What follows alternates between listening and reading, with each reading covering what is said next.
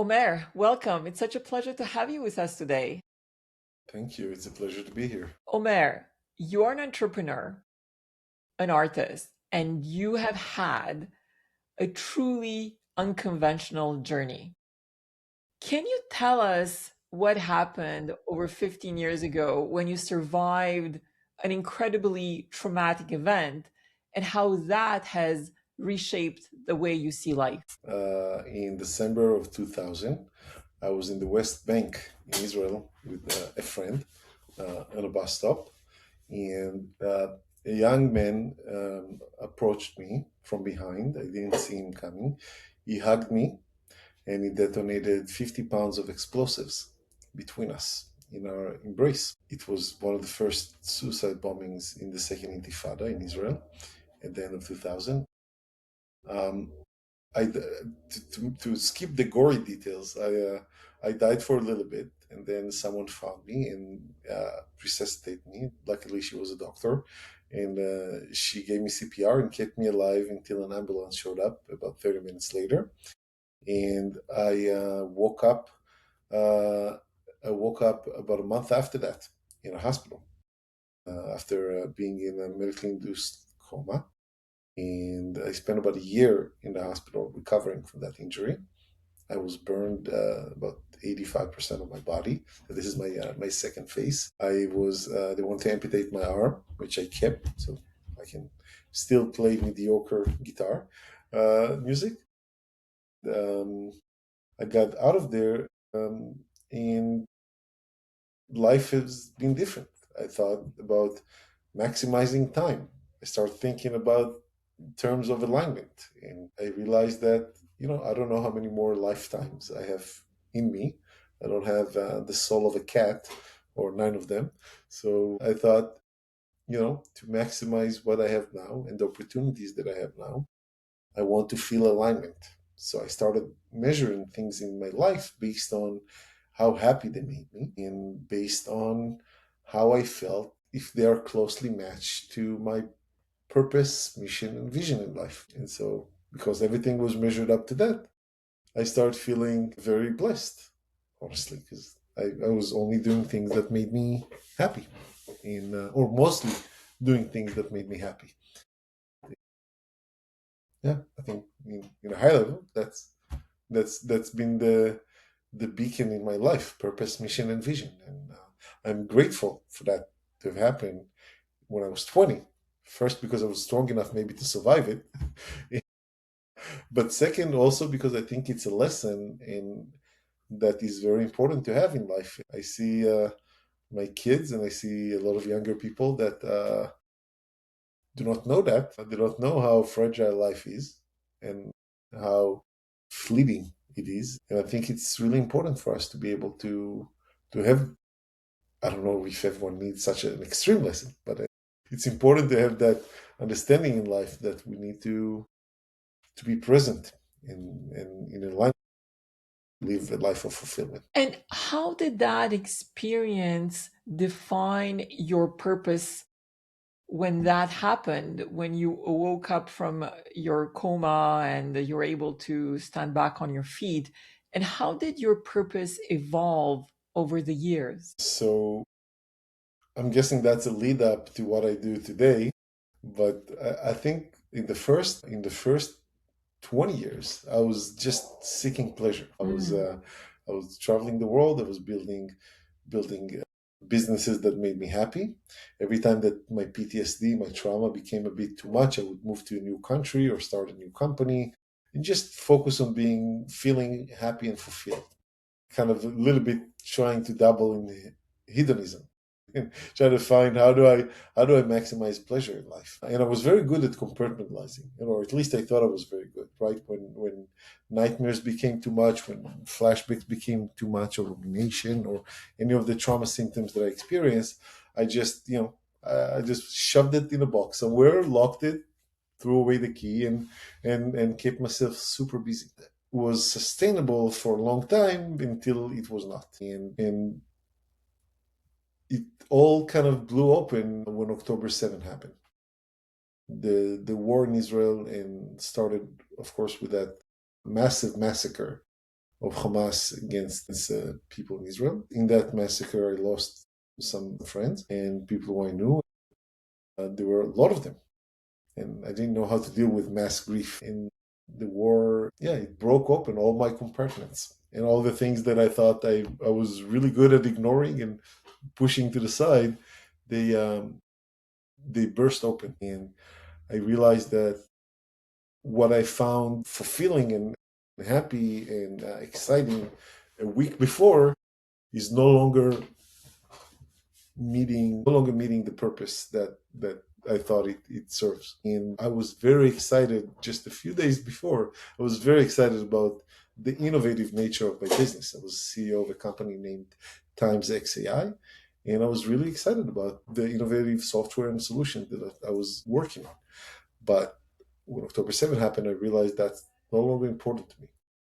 I no longer care about making wealthy companies wealthier, or even if we develop really cool technology for it, right? Even if we develop really new, innovative, novel solutions, I wanted to find a better purpose, something where it can help me first. I think, and for foremost, it was how do I help myself? I felt like I could no longer escape my trauma.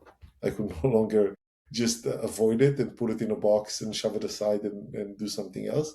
I needed to find a way to help myself. And the second thing I wanted to do is how do I make impact? How do I, if I solve it for myself, can I solve it for everybody else, or for many other people? You know, entrepreneurs try to solve problems that they know personally. So you can tell that you solved it, right? That you are aligned with the problem that you're trying to solve.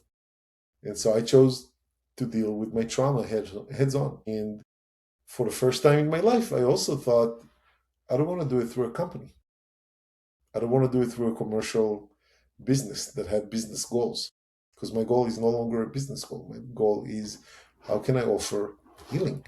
How can I offer a way for people to feel better about their life? And so I had a very radical, I think, idea in my mind that, and it was, you know, what if language can program our brains? I look at our brain as a biocomputer, this beautiful machine, very complex machine that is a biological computer, and our operating system is language, stories.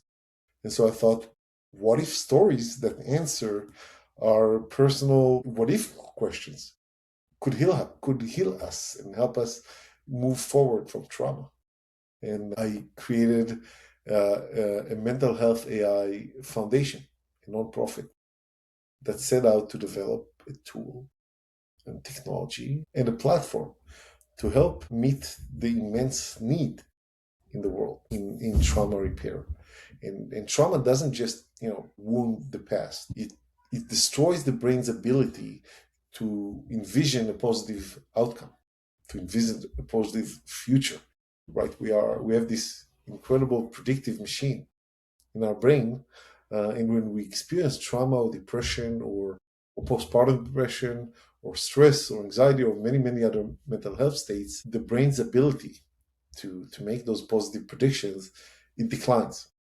And so I was thinking, can we change that through language? Can we debug those faulty patterns, for limiting beliefs that we have in our brain using language?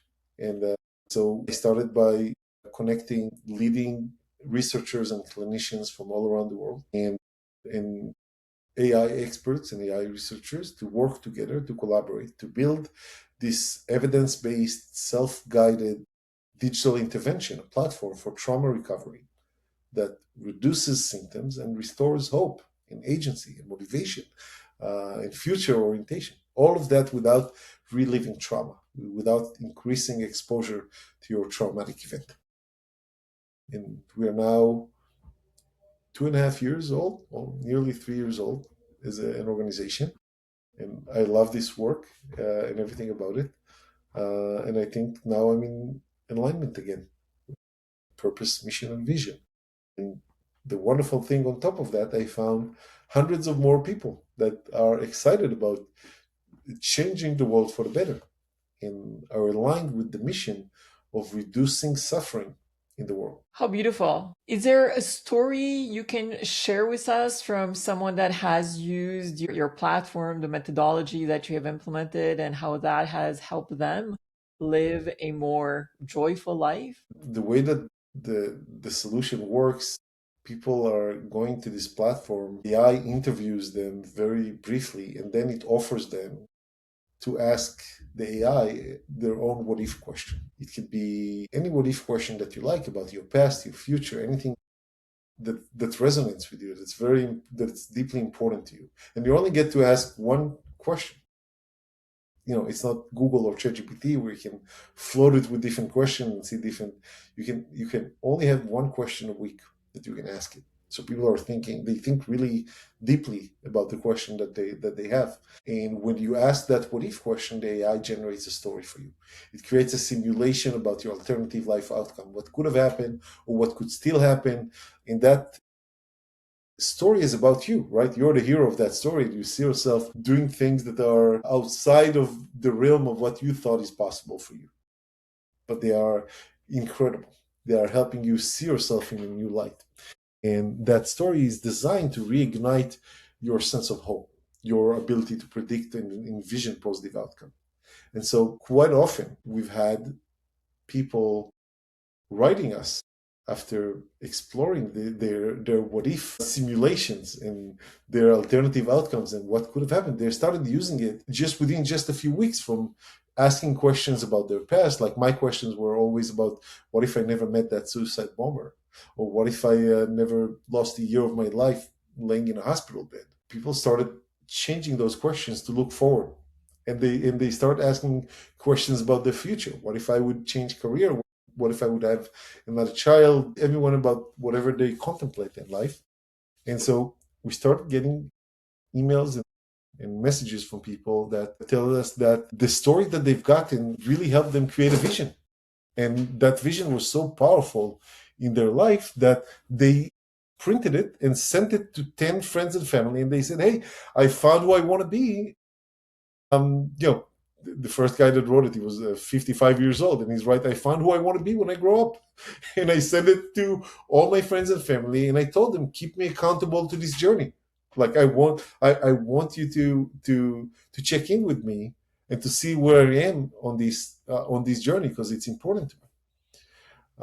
So this was one example to recurring messages that we received that had me moved, because I knew some of these people and how stuck they were in their past, how limited they felt in their possibilities of what they can do. And so some of them signed up for school after many years of not knowing what to do, or just being deeply depressed and feeling unable to move. Some of them wrote me that they got off their SSRIs, antidepressants, which is a huge, huge deal. I've seen people that started sleeping without nightmares. I started sleeping without nightmares after 23 years of reliving my injury every time that I went to sleep. Yeah, so we have a lot of stories about people who felt that they had a transformational journey, that they had a way to create a vision of themselves in the future that made them feel happy about their possibilities. How beautiful. It's quite incredible the journey that you have been on, and how you have evolved and changed through the years, and how now you're using the traumas that you have gone through to uplift others. And it's really fascinating as well to see how what you have uncovered is that indeed it's people are stuck in their past, and the weight of their past or the trauma is so heavy that it prevents them from being creative, and it creates an inability to imagine better possibilities. And it's really about how the brain works at its core, right? Our brain is intended to keep us safe, and it has a negativity bias. So we're always going to lean back on those negative moments, negative feelings, and you're helping uplift them towards a brighter future. We're doing that because there's a predictive dynamics of happiness in the brain. Because we keep making predictions, and that prediction is what could happen next. And we do that by looking at our past and following those patterns. So we constantly trying to be happy by measuring what is expected versus what actually happened. And in happiness, often is when things go better than you expect, right? And you feel bad or frustrated or depressed or down when things goes worse than you expected. And so a person that has a healthy mindset, good mental health state, and these don't let their trauma control them, they have a flexible and accurate model of reality that is of the world that help them adjust, right? So when there's new information, they adjust their expectation. And it doesn't, they don't get stuck in rigid habits.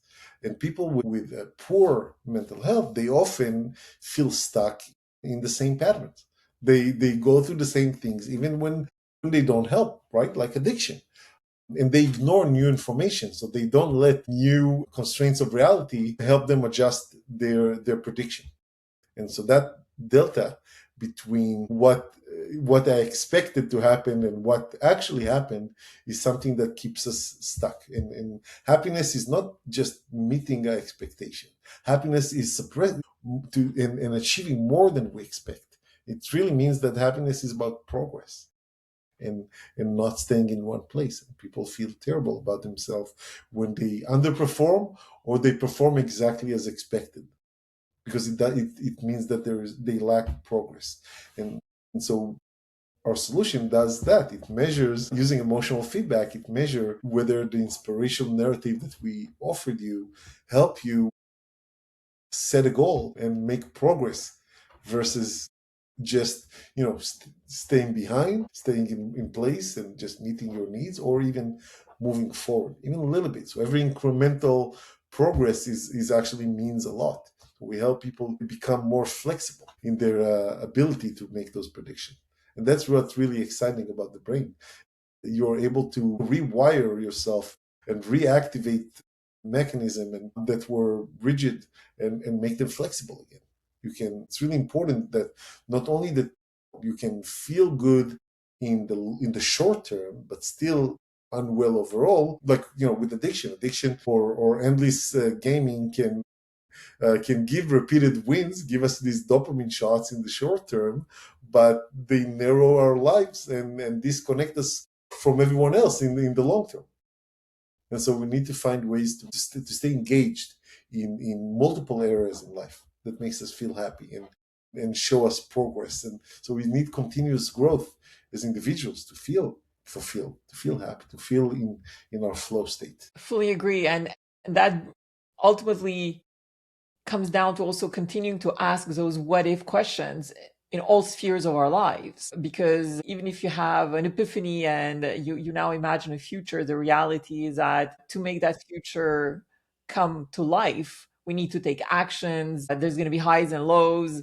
And along the way, we need to continuously ask those what if questions. Is that what you have been able to do also for yourself in terms of this continuous reflection about future possibilities to be able to find the energy and the joy to continue moving forward?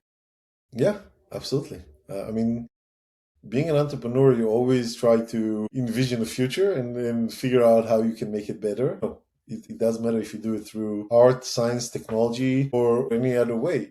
You're trying to figure out where you are, where you will be, and how to get there.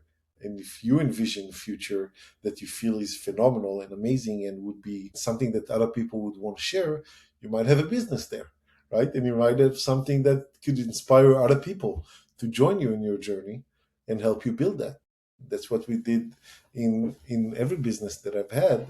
I've envisioned some what if, and what if we do this and what if we do that or build this or that, and if I could inspire other people, other people to work on it and build it, other people to fund it, other people to buy it, then you have a viable path forward as a startup, as a company. That's what I love building so much in this foundation. We have a lot of what ifs, and we help a lot of other people to materialize their what ifs, to to contemplate more and figure out more paths and possibilities. Beautiful. And After everything that you have experienced, how do you define joy today? And do you see a difference between joy and happiness? That's a good question. I feel that happiness is progress. Happiness for me is progress, and feeling that every day I've done one step, at least one small step forward towards something new that I didn't know yesterday. So whether it's learning something new, whether it's doing something that helped me advance my goals, but joy is making impact for me. Joy is not just advancing me and Omer and as an individual, but joy is helping other people uh, make a small step forward towards their own goals and their own self realization process. And that's why what I experience very often with this, right? And I didn't expect how impactful this would be personally on me to do something like that. I think often it happens when we volunteer and help other people. Just by helping other people, we find ourselves being helped. Sometimes even more than we feel we bring value to others. It brings us value. So I think happiness is the progress in my own personal life, but joy is spreading that ability for other people to feel their happiness. If there was a recipe for joy, what would be the three main ingredients in your view? Pursuing your purpose, mission, and vision would be one. Getting out of your own head to be able to don't stay in your own way. Don't let your own past define you. That would be the second. And the third would be feel compassion towards others, be kind, help others, and that what you're doing for yourself and what you're doing for others, I think that would bring you joy. Amazing. And with everything that you have experienced, were there specific beliefs that have radically changed over the years for you? I think so. I think recently I started understanding that I'm more agnostic towards certain things in life than I thought I was. I used to be a raging atheist. I used to believe so much in the non-existence of something that it almost became its own faith, its own belief. And I only realized it in the past few years that you know what, I'm still not a believer, but I realized that I don't have the interest or capacity to deal with that question, and it is an important question. It might be, and now I think I acknowledge the fact that I'm not a ethnology scholar. I don't necessarily think all the time about faith or existence of higher powers, and because I'm not that interested in the question, I don't just outright disapprove it or outright cancel other people's beliefs in that. I would say, you know what, I don't know what I don't know. And so I felt that becoming agnostic felt like a step forward. And that's a belief that changed. And it used to be very fundamental to my life. I used to define myself through that atheism. And yeah, and I feel like this has been growth. Fantastic. And given that you have pursued so many different initiatives, you have gone through so much, you also have a passion for art, and you've also lived in multiple countries. What have you discovered about joy across generations and across different cultures that you've been exposed to through the years? And particularly knowing that you're now living in the US, but you were residing in Israel before. How has that experience shaped how you look at joy across cultures? Israel consistently in surveys that they're doing every year is voted as one of the top 10 happiest countries in the OECD countries, in the most developed countries.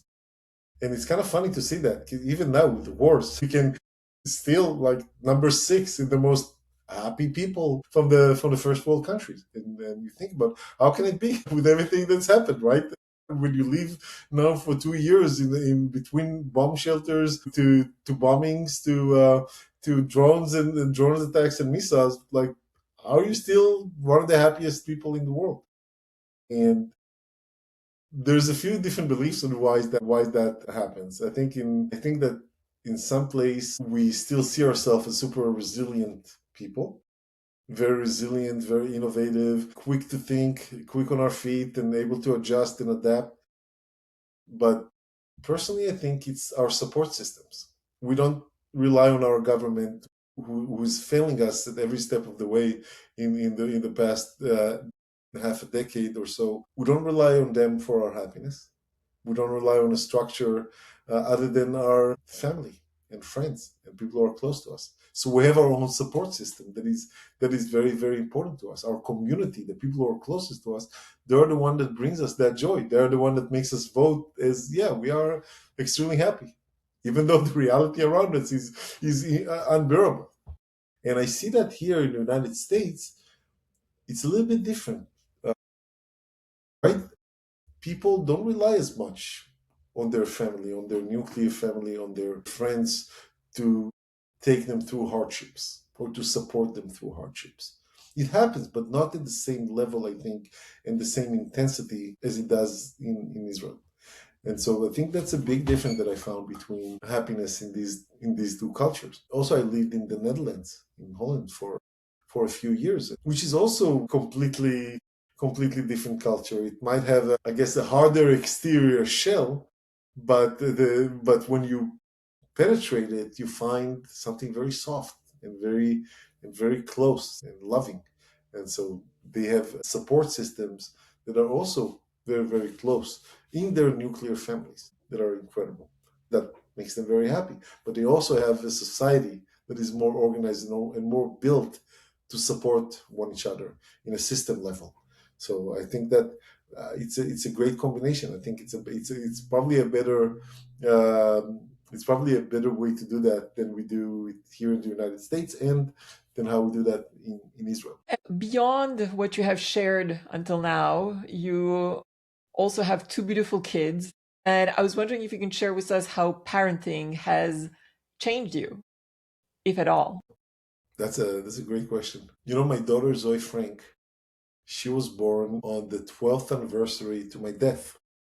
So I experienced that clinical death, that suicide bombing, on December 21st, 2000.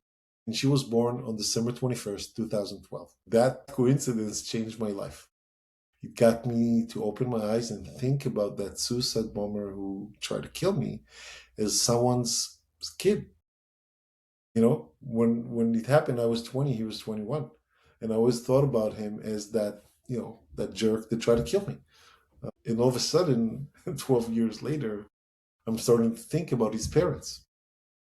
And what is it like to be a parent to a kid that feels so desperate and so deprived that needs to take his own life and others to meet some purpose? It's very extreme. And so parenthood, I think, made me more empathetic and maybe more compassionate. And I think it contributed a lot to my healing journey, because healing some comes from self-compassion too, right? And parenthood put a mirror in front of me constantly. I see my patterns often reflected in my kids' behavior and in my kids' life. My son El Zapa was born 8 years ago while I was running another startup and thought it was the worst time ever to have another kid. I don't have time. I travel so much for work. I'm busy operating, trying to do things, and I don't have the time. And all of a sudden, very quickly, a lot quicker than I expect, he comes out and I have time because he's there. You know, it created new time for me. It created new time, new priorities, and again, just enhanced that mirror in front of me that showed me my patterns and my behavior. Because kids are kids are unfiltered mirrors to us, right? they and they really highlight to us how we behave and how we express ourselves. They repeat it very often. They repeat it, and you're like, sometimes it's Sometimes it's hard to hear your voice like that through them. So you are navigating and you keep trying to correct yourself at the path, right? So you can experience joy through them. How beautiful. And how do you see now the day? Because I know you had shared before we connected on how you look at the date when it's your daughter's birthday, but also the anniversary since that drastic moment in your life. I used to call it my rebirth day. Honestly, I was very sad for many years during that day. Like, I used to be very moody and introspective and kind of, withhold myself back. I used to kind of think about everything that had happened that day and what I could have done differently and everything that happened after that. And when my daughter grew, I became old enough, she told me, hey, you can't be sad on my birthday. It's not your rebirthday. There's no such thing rebirthday. You have one birthday, and yours is in May. Don't interrupt. Don't take over my happy day. You are not allowed to be sad. Uh, she's a very strong-minded young lady, and she made me put her first during that day, which I am grateful for that to her. How powerful. And I think it connects the dots with a lot of the things we've spoken about on the power of reframing trauma, reframing beliefs, reframing even those negative emotions that we keep repeatedly feeling, and choosing another alternative to look at the situation, the experiences that have truly shaped us. So The powerful. trauma makes our brain, and we shouldn't feel bad if it's hard for us to do it, right? Trauma makes our brain believe that change is not possible. It makes our predictive engine, our predictive circuitry, the brain's core computational layer, it's buggy and it tells us it's impossible. And so we see error signals from the gap between our predictions to reality, and it reinforces negative expectations. And so the way to break out of it is to intervene in this loop and to retrain and update the aerodynamics in our brain through emotional feedback and seeing more possibilities. And maybe one of those possibilities would land and will hit you in the right place. Those one of those possible futures would help restore our flexibility and our ability to experience adaptive learning. And that's what we're trying to achieve also with the foundation. It's a deeper intervention layer than just symptom management. Fantastic. And if there would be a challenge that you would like to give our listeners today, something they can pursue in the coming days based on everything you have shared, what would that challenge be? Think about a what if question about your life. Think about something. It doesn't have to have anything to do with a traumatic event or something in your past. It can be something about your future. It be something that you're thinking about now, today, in our present. Think about that possible alternative simulation of your life and think what kind of alternative future you can create for yourself that would make you happy. How can you look forward towards life and what kind of goal you can make that when you meet it and suppress it would help you experience progress. And that I think that actively choosing something that help us gain progress and not just like, hey, I want to have an exit. So if I would sell the company for a specific amount of money, I would be very happy. But think about a goal that is less material and more personal.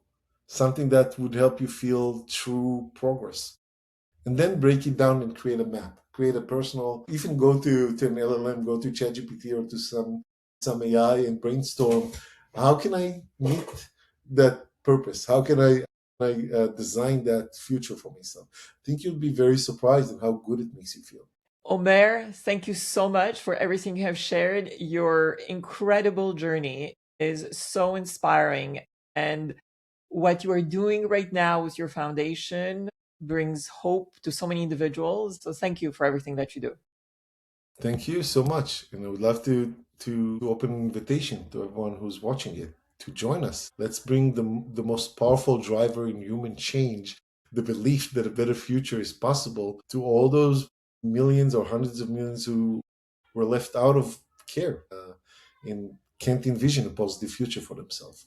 And so, be happy to work with everyone that wants to be a part of that mission and to support anyone that wants answers to their what if questions and they want to be able to envision a positive future for themselves. And they can find information about us at mywhatif.org and reach out to me personally on LinkedIn or anywhere else.